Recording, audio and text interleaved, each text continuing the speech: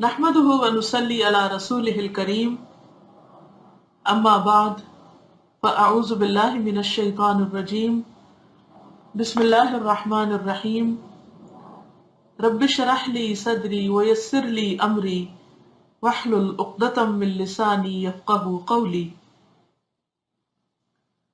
بے انصافی نہیں۔ حدیث میں آیا ہے کہ مدینہ کے دو آدمی پیغمبر اسلام صلی اللہ علیہ وسلم کے پاس آئے۔ ان کے درمیان ایک زمین کے بارے میں جھگڑا تھا۔ دونوں کا دعویٰ تھا کہ یہ زمین میری ہے، مگر دونوں میں سے کسی کے پاس پکا ثبوت موجود نہ تھا۔ رسول اللہ صلی اللہ علیہ وسلم نے کہا کہ تم لوگ میرے پاس اپنے نزاعی معاملات لاتے ہو، یعنی جھگڑے لاتے ہو، نزاع کہتے ہیں جھگڑے کو، اور میں ایک انسان ہوں، اور یہ ممکن ہے کہ تم میں سے کوئی شخص زیادہ بولنے والا ہو اور وہ دلیل میں دوسرے سے سبقت لے جائے، یعنی زیادہ باتیں کر کے دوسرے کو کنونس کر لے، اور میں اسی کے مطابق فیصلہ کرتا ہوں جو میں تم سے سنتا ہوں۔ پس اگر میں کسی کے حق میں اس چیز کا فیصلہ کر دوں جو دراصل اس کے بھائی کی تھی تو وہ اس کو نہ لے، کیونکہ یہ اس کے لیے آگ کا ایک ٹکڑا ہوگا۔ وہ قیامت میں اس حال میں آئے گا کہ وہ اس کی گردن میں لٹک رہا ہوگا۔ اس کے بعد دونوں آدمی رو پڑے۔ دونوں میں سے ہر ایک نے کہا کہ میرا حق میرے بھائی کے لیے ہے۔ عام طور پر ایسا ہوتا ہے کہ جب دو آدمیوں میں کوئی نزاع پیدا ہو تو وہ فیصلے کے لیے اس کو عدالت میں لے جاتے ہیں۔ بعض اوقات قریبی رشتہ دار، بہن بھائی، ایک جگہ کام کرنے والے، کیونکہ عموماً جھگڑے انہی کے ساتھ ہوتے ہیں جن کے ساتھ ہم رہتے ہیں۔ غیروں کے ساتھ تو کیا جھگڑے ہوں گے، جس سے معاملہ پیش آئے اسی کے ساتھ جھگڑا ہوتا ہے۔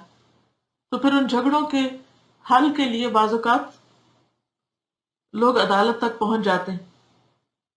عدالت ظاہری شہادتوں کی بنیاد پر اپنا فیصلہ دیتی ہے، یعنی جو کچھ سامنے نظر آتا ہے اس کے مطابق ہی فیصلہ ہوتا ہے۔ یہ شہادتیں اکثر اوقات کافی ثبوت نہیں ہوتی، یعنی مکمل نہیں ہوتی، حقیقی منظر پیش نہیں کرتی کسی واقعے کا۔ چنانچہ عدالت ایسا فیصلہ کر دیتی ہے جو لفظی اعتبار سے بظاہر درست معلوم ہوتا ہے، مگر حقیقت کے اعتبار سے وہ درست نہیں ہوتا، یعنی اصل کچھ اور ہوتی ہے۔ اس طرح اکثر اوقات حقدار حق سے محروم رہ جاتا ہے، اور جو حقدار نہیں ہے وہ غیر واقعی طور پر، یعنی غیر حقیقی طور پر اس کا مالک بن جاتا ہے، صرف الفاظ کے زور پر۔ اس کا حل یہ ہے کہ لوگ انسانی عدالت کو آخری عدالت نہ سمجھیں۔ یہ جملہ انڈر لائن کر لیں، انسانی عدالت کو آخری عدالت نہ سمجھے کہ انسان اگر دنیا میں کسی عدالت میں کامیاب ہو گیا تو وہ سمجھے کہ وہ ہمیشہ کے لیے کامیاب ہے۔ انہیں اس حقیقت کا احساس ہو کہ انسانی عدالت کے اوپر بھی ایک اور عدالت ہے۔ یہ خدا کی عدالت ہے جس سے کوئی چیز چھپی ہوئی نہیں۔ خدا کی عدالت میں تمام مقدمات دوبارہ نظر ثانی کے لیے پیش ہوں گے۔ وہاں حقائق کی بنیاد پر فیصلہ کیا جائے گا، نہ کہ محض ظاہری الفاظ کی بنیاد پر۔ وہاں بہت سی جیت ہار میں بدل جائے گی اور بہت سی ہار فتح ثابت ہوگی۔ انسان کی عدالت میں کوئی شخص ہوشیاری کر کے بچ سکتا ہے، مگر خدا کی عدالت میں کوئی بھی ہوشیاری یا تدبیر اس کو بچانے والی نہیں۔ تو اس سے کیا بات پتہ چلتی ہے کہ انسان آخرت کے معاملے میں حساس ہو، صرف دنیا کی ظاہری کامیابی پر نظر نہ رکھے، بلکہ آخرت کی کامیابی اس کے پیش نظر ہو۔ جھوٹ، فریب، دھوکہ، خیانت کی بنیاد پر جو کامیابی حاصل کی جاتی ہے وہ حقیقی کامیابی نہیں ہوتی۔ اصل کامیابی وہ ہے جو ہمیشہ کے لیے انسان کو کامیاب کرے۔ وقتی اور چند دن کی کامیابی، چند دن کا فائدہ کچھ فائدہ نہیں، وہ تو دراصل بڑے نقصان کو دعوت دینے والا ہے. تو اسی طرح اگر ہم اپنی تاریخ پڑھیں تو بہت سارے واقعات ایسے نظر آتے ہیں کہ جس میں لوگوں نے خوف خدا کی بنا پر اپنے آپ کو خود عدالت میں پیش کر دیا. مجرموں نے خود اپنے اوپر سزا نافذ کرنے کو کہا. اس میں خواتین بھی تھی، مرد بھی تھے. یہ کیا چیز تھی؟ یہ خوف خدا تھا. اسی لیے آپ دیکھیں کہ قرآن پاک میں تقوی کا ریوارڈ بہت زیادہ بتایا جاتا ہے. للذین اتقوا عند ربهم جنات تجری من تحتها الانہار، کہ تقوی کرنے والوں کے لیے اپنے رب کے پاس باغات ہیں، یعنی ان کے رب کے پاس باغات ہیں جن کے نیچے نہریں بہتی ہیں.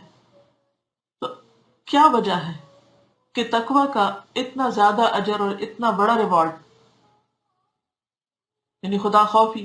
کیونکہ تمام امور کو درست رکھنے والی، ہماری سوچ کو درست رکھنے والی چیز، ہماری گفتگو کو درست رکھنے والی چیز، ہمارے عمل کو درست رکھنے والی چیز خدا کا خوف ہے.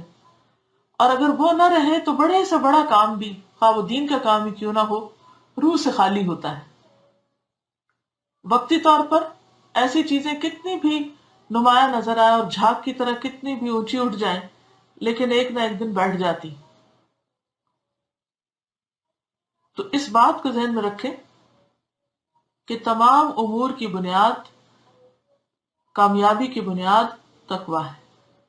سورۃ البقرہ کے شروع میں بھی جو بات آتی ہے نا کہ ذالک الکتاب لا ریب فیہ ھدی للمتقین، اور پھر انہی لوگوں کو آخر میں کہا اولئک علی ھدی من ربہم واولئک ھم المفلحون، کہ یہی لوگ دراصل مفلحون ہیں، کامیاب ہونے والے ہیں، جن کے اندر تقوی ہے. اور تقوی ہے تو اس کتاب سے فائدہ اٹھا سکتے ہیں.